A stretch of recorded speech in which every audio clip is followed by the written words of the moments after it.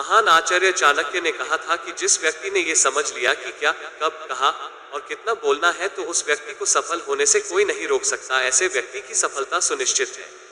जिस तरह कमान से निकला हुआ तीर लौटकर कभी वापस नहीं आता, ठीक उसी तरह से मुंह से निकले शब्द कभी वापस नहीं आते। शब्द और भाषा हथियार है और कमजोरी भी। सही समय पर सही शब्दों के प्रयोग से इंसान परेशानियों से बच सकता है, लेकिन बिना सोचे समझे बोले गए शब्द इंसान की मुसीबत को बढ़ा देते हैं। द्रौपदी का ये बोलना कि अंधे का पुत्र अंधा ही होता है, महाभारत के युद्ध का मुख्य कारण बना था। आज भी लोग अपनी जबान का इस्तेमाल दूसरों को नीचा दिखाने और खुद को बड़ा बताने के लिए करते हैं, लेकिन जो समझदार और सफल इंसान होते हैं वो ये अच्छी तरह से जानते हैं कि उन्हें किस वक्त कितना और क्या बोलना है। साइलेंट रहने का मतलब ये नहीं है कि आपको पूरे दिन एक भी शब्द नहीं बोलना है या चुपचाप रहना है। मौन का मतलब है कि बेवजह शब्दों का प्रयोग नहीं करना है। जहां जरूरत है वही ही बोलना है, अपनी लक्ष्य पर ध्यान केंद्रित करना है।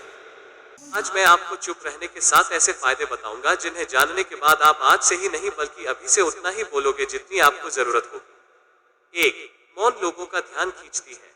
महान आचार्य चाणक्य अपनी चाणक्य नीति में बताते हैं कि उन्होंने अपने हजारों शत्रुओं को अपनी खामोशी से परास्त किया था।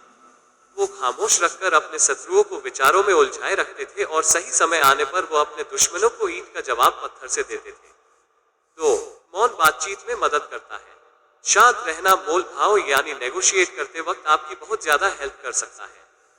बातचीत के दौरान जब आप अचानक चुप हो जाते हो और सामने वाले इंसान को जवाब नहीं देते हो तो ये खामोशी उस दूसरे इंसान को ये सोचने पर मजबूर कर देती है कि आखिर आप क्या सोच रहे हैं। 3. मौन आपको विश्वास बनाने में मदद करता है।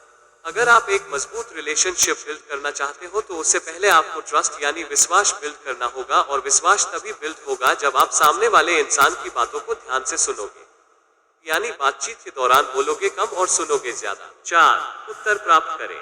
आपने ऐसे कई सारे लोगों को देखा होगा जो कोई प्रश्न पूछने के बाद रुकते ही नहीं है, अपनी बक बक चालू रखते हैं या फिर दूसरे को बोलने का मौका ही नहीं देते। अगर आप भी ऐसा करते तो आपको दूसरे इंसान के पर्सपेक्टिव को जानने का मौका ही नहीं मिलेगा, लोग आपके प्रश्नों का जवाब ही नहीं देंगे। 5. नम्र शक्ति। साइलेंट एक शॉर्ट पावर है। शॉर्ट पावर मतलब एक ऐसी पावर से है जिसकी मदद से आप सामने वाले से बिना लड़े हरा सकते हैं। इसका सबसे बेहतरीन उदाहरण है महात्मा गांधी जी, जो कि सत्य और अहिंसा के मार्ग पर चले थे और बिना लड़े उन्होंने अंग्रेजों को धूल चटाई थी। 6. विचारशील मौन। द क्वाइट बुक के ऑथर सूजन केन अपनी बुक में बताते हैं कि थॉटफुल साइलेंट कई सारी मुसीबतों से बचा सकती है।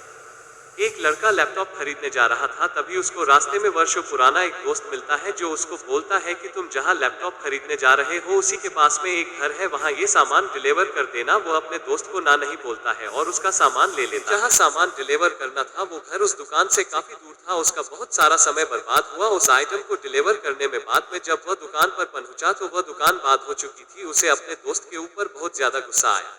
इसीलिए हमें हमेशा हाँ नहीं कहना चाहिए, ना कहने और साइलेंट के पावर को समझना चाहिए। तो दोस्तों, इन सब बातों से आप ये समझ चुके होंगे कि साइलेंट में बहुत ज्यादा पावर है। साइलेंट के पावर को कम नहीं समझे चाहिए, सारी मुसीबतों से बचा सकती है। और अगर आप भी इन बताई गई बातों को उतारते हो, जहाँ जरूरत हो वही बोलते हो, तो डेफिनेटली आपको बहुत ज्यादा फायदा होगा।